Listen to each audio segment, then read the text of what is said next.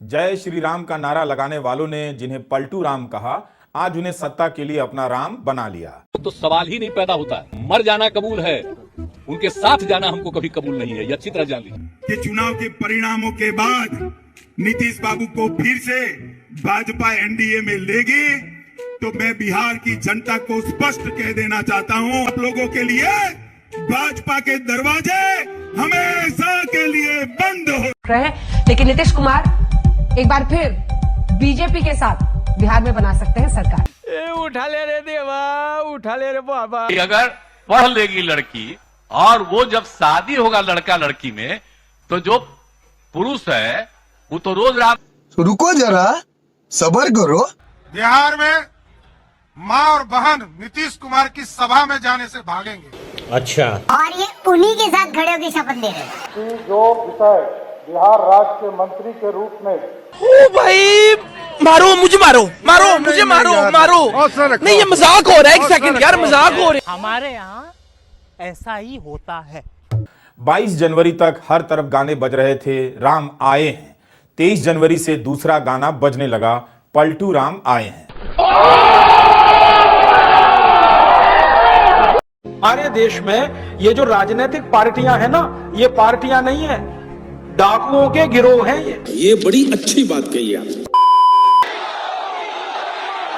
ये तस्वीरें मुंबई के डोंगरी इलाके की हैं और इन तस्वीरों में ये हजारों लोग जिस व्यक्ति पर फूलों की बरसात करके, उसका नाम है मुनव्वर फारूकी। मुनव्वर फारूकी एक विवादित स्टैंड अप कॉमेडियन है। जली ना, तेरी भी जली ना।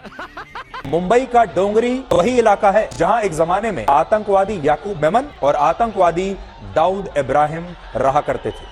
कोई सेंस है इस बात की?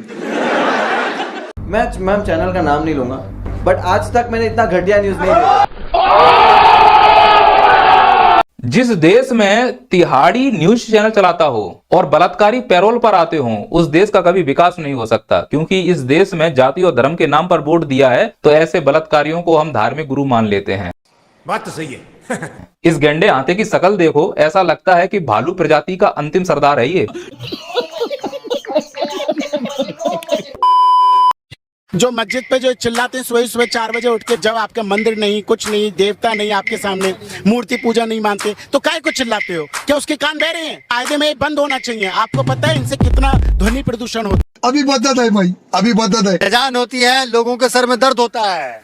सर पटक ले दीवार में। मैं बचपन से हूँ और डेली 4 बजे उठता हूँ और जब हाई स्कूल का पेपर हुआ करता था मैं 10वीं का, तो वही आजान की आवाज सुन के मैं उठा करता था, क्योंकि उसी के बाद 5:30-6 बजे तक हमारी आरती हुआ करती थी। वो तहजीब से पले हैं हम।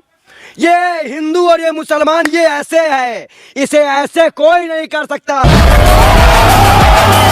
हम लोग भटके हुए नहीं, हम लोग भारत के हिंदू हैं, भाजपा के हिंदू नहीं हैं। भारत का हिंदू और भाजपा के हिंदू में बहुत फर्क है। भारत का जो हिंदू होता है वो रोजगार पे बात करता है, महंगाई पर बात करता है, और जो भाजपा का हिंदू है मंदिर मस्जिद और टोपी और दाढ़ी पर बात करता है। पूरे उत्तर प्रदेश में कोई तो ऐसा काम होगा योगी आदित्यनाथ सरकार का जो अखिलेश यादव को लगता हो कि नहीं भाई बढ़िया हुआ है। बढ़िया हुआ है काम। क्या हुआ है? ट्रैफिक सिपाहियों से ज्यादा सड़कों पे सांड दिख रहे हैं। मैं आपसे कह रहा हूँ, अखिलेश जी जिस अयोध्या से लेकर के लखनऊ आ जाएं, अगर आपको ट्रैफिक पुलिस से ज्यादा सांड न दिखाई दे तो बताइएगा मुझे आप। मेरे पास कोई अल्फाज नहीं है, मुझे माफ कर दे आप लोग सारे, मुझे छुट्टी दे दे। गजब बेइज्जती है। सिस्टम फाड़ देंगे, सिस्टम फाड़ देंगे। पिक्चर अभी बाकी है, मैं बोला है ना, पिक्चर अभी बाकी है। और बहुत गर्व से कहता हूँ, एकमात्र पूरी दुनिया में भारत है जो पत्थर में प्राण डालता। ठीक है, समझ गया। किसी आदमी में भी डाल दोगे, पत्थर में तो डाल देते हो। देखिए कोई सेना का सैनिक शहीद हो जाएगा सीमा पे, तो आप डाल दोगे उसमें? कितने तेजस्वी लोग हैं हमारे पास, कितने शानदार विचार रखते हैं। बहुत ज्यादा पढ़े लिखे लोग और कम पढ़े लिखे लोग एक साथ अगर रहेंगे तो कम पढ़ा लिखा वाला ज्यादा बोलेगा और पढ़ा लिखा वाला चुप हो जाएगा, और ये प्रक्रिया अगर लंबे समय तक जाएगी तो पढ़े लिखे लोग दब जाएंगे। यही हो रहा है। बात तो सही है। तो आपको ये प्रधानमंत्री स्वनिधि योजना का कोई लाभ मिला है क्या? नहीं साहब, कुछ नहीं मिला सर। गजब बेइज्जती है। मोदी की एक ही जाति है, गरीब। मैं गरीब जात का हूँ। मैं गरीबी से ही निकल करके यहाँ पहुँचा हूँ।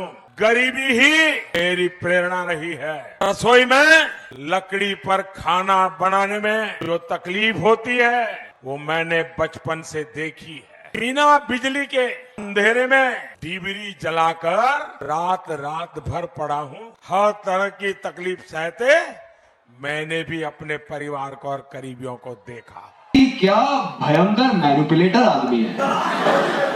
क्या मैनिपुलेट कर लेते हैं क्राउड को यार।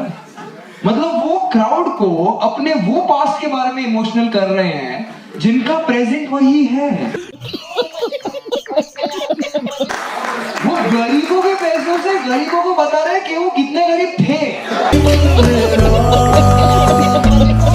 मतलब आदमी सोच रहा मैं गरीब, प्रधानमंत्री हेलीकॉप्टर से उतर के बोल रहा है बेटा। जोर जोर से बोल के लोगों को स्कीमें बता दे। आप ये बताओ, जब बिना काम किए लोग मोदी जी को वोट देने के लिए तैयार हैं, 400 का सिलेंडर 1200 में बेच रहे हैं, तो भी लोग खुशी खुशी खरीद रहे हैं। एक्टिवा गाड़ी 2014 में सिस्टर को दिया था 45-46 हजार की खरीद।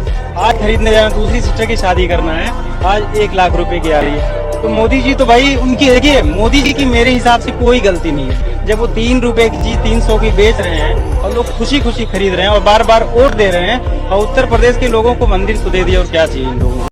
बात तो सही है।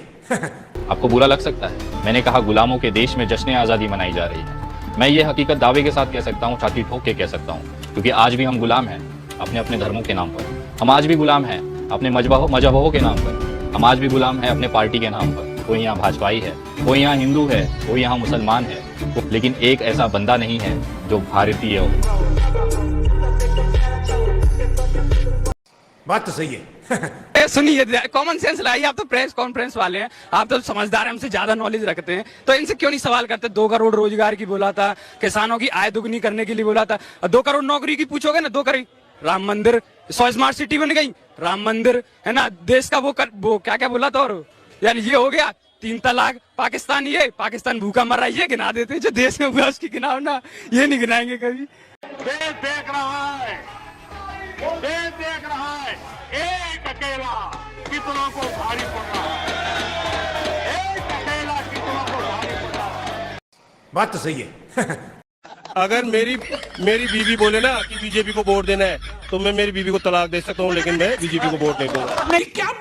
क्या बात करते हैं यार। देंगे, तलाक दे देंगे। हाँ, मैं तलाक दे दूंगा उसको। कच्चा बादाम मित्रों, कच्चा बादाम। वाइट कपड़े इनके काली करतूत है। इलेक्शन के वक्त इनको जनता लगती क्यूट है। इलेक्शन के वक्त गला फाड़ कर चिल्लाते हैं। पूरे साल जाने क्यों रहते ये म्यूट है। हाल भी ना पूछते हैं, ये हमारी चोट का आ गए हैं फिर से लेकर जीतने के बाद ये तो ऐसे बदलते हैं जैसे रंग बदला था रातों रात नोट का। हम कर भी क्या सकते हैं, ये तो राजनीति है। अत्याचार तुम करो, गरीबों पे बीती है। जो आज भूखा सोया है कल भी भूखा सोएगा। फर्क नहीं पड़ता कौन सी पार्टी जीती है। मैं भी हूँ बालक इसी समाज का। सबसे पहले समर्थन देश के विकास का। फ्यूचर को छोड़ो, हाल सुधारो पहले आज का। देखनी है शकल मुझे समाज की, नेता नहीं हूँ आवाज हूँ समाज की। जो बातों से सहमत हो हाथ बढ़ाओ तुम, एक कदम मैं चलूँ तो दूसरा बढ़ाओ तुम। अगर आपको वीडियो पसंद आता है तो लाइक, शेयर एंड सब्सक्राइब जरूर करें, और इस वीडियो के बारे में आपका क्या ख्याल है नीचे कमेंट बॉक्स में अपना राय जरूर रखें।